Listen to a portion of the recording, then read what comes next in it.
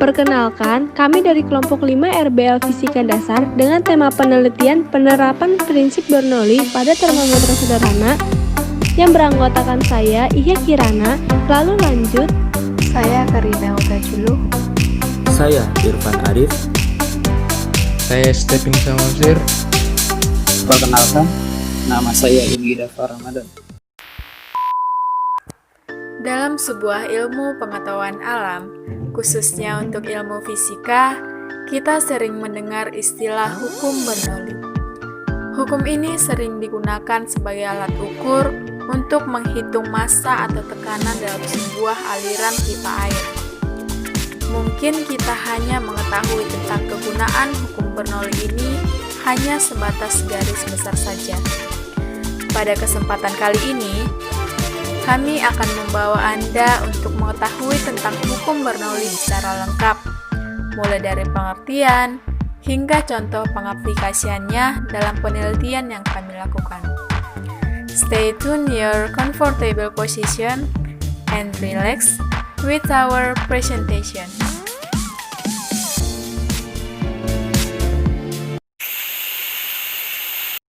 Halo Sobat, kalian udah tahu belum siapa yang menemukan hukum Bernoulli? Nah, hukum Bernoulli ini ditemukan oleh seorang fisikawan Swiss yang bernama Daniel Bernoulli.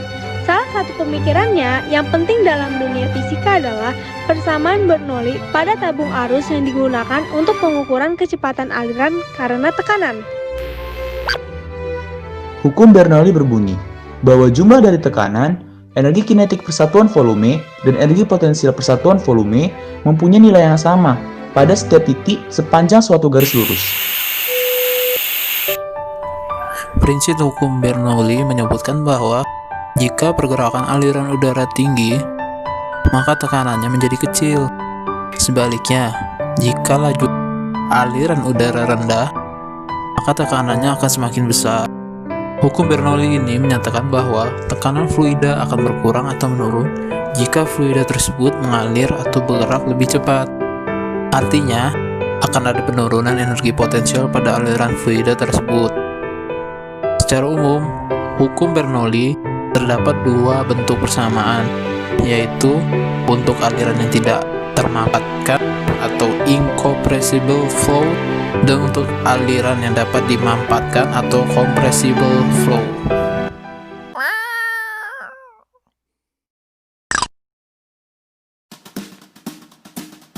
Gunting, air mineral dan wadahnya, penggaris 30 cm, pentul, plastisin, sedotan plastik, wadah plastik, pewarna makanan, air panas, dan juga air dingin. Tusuk bagian tutup botol menggunakan jarum pentul, lalu perlebar lubangnya menggunakan gunting. Selanjutnya, siapkan air mineral dan wadahnya tadi yang tutupnya telah dilubangi, lalu masukkan sedotan plastik dalam lubang yang telah dibuat tadi.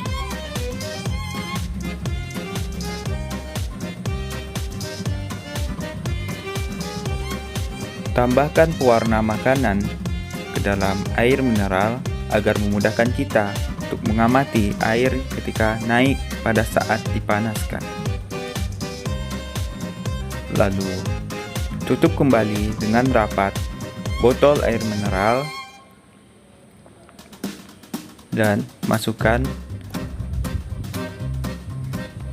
Lalu siapkan plastisin botol air mineral tadi. Lalu bentuklah plastisin sedemikian rupa.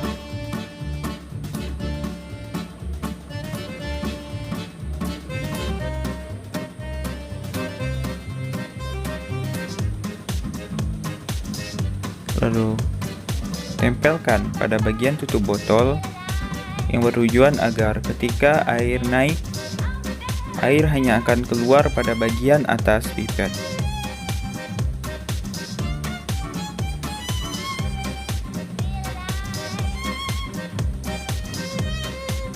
dan juga tidak ada aliran udara yang masuk kecuali dari atas pipet.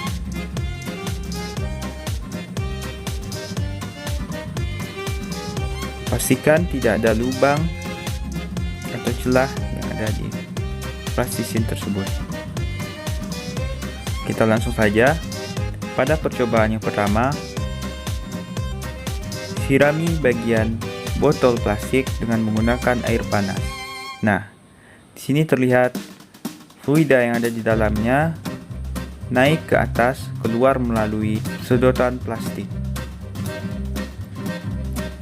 Lalu ketika kita tambahkan air dingin, maka fluida yang sudah berada di atas tadi akan kembali turun menuju dasar botol.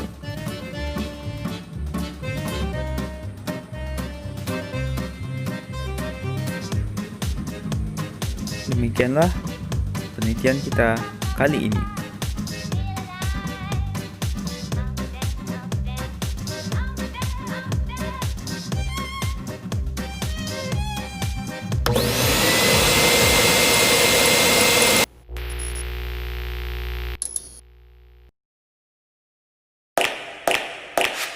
Bagian atas termometer sederhana berada di luar ruangan dan terdapat angin yang berhembus di bagian atas botol termometer sederhana. Akibatnya, tekanan udara di sekitarnya lebih kecil. Udara bergerak dari tempat yang bertekanan tinggi ke tempat udara yang bertekanan rendah.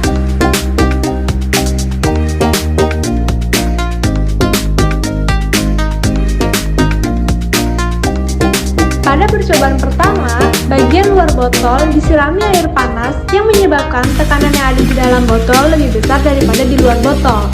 Sehingga air atau fluida yang ada di dalamnya terangkat atau naik ke atas dan keluar melalui bagian atas sedotan plastik.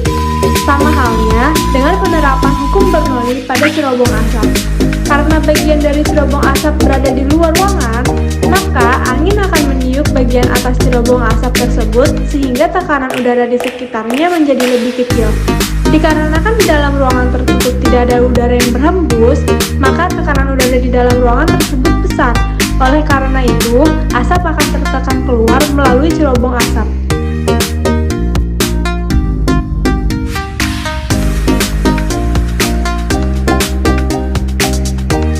Lalu, pada percobaan kedua, setelah airnya naik, langsung disirami dengan air dingin, yang menyebabkan fluida yang ada di sedotan plastik kembali turun ke dasar botol. Hal ini disebabkan pada saat disirami air dingin, tekanan yang ada di dalam botol mengecil sehingga airnya kembali lagi ke dasar botol. Nah, jadi begitu sobat. Dengan demikian, prinsip Bernoulli juga diterapkan pada termometer sederhana berdasarkan penelitian yang telah kita lakukan tadi. Ternyata prinsip Bernoulli ini banyak sekali manfaatnya ya. Sepertinya kita harus kasih proof untuk Bapak Daniel Bernoulli.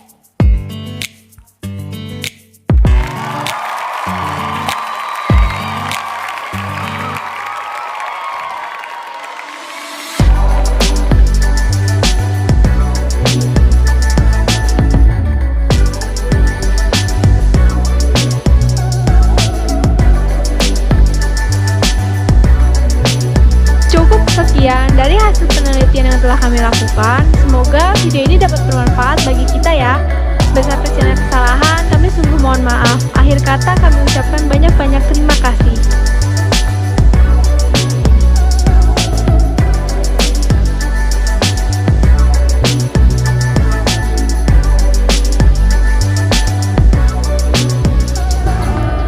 Kami dari kelompok 5 dengan judul penerapan prinsip Bernoulli pada termometer dengan menggunakan botol air mineral. Saya Ihya Kirana. Saya dari data dulu. Saya Irfan Arif.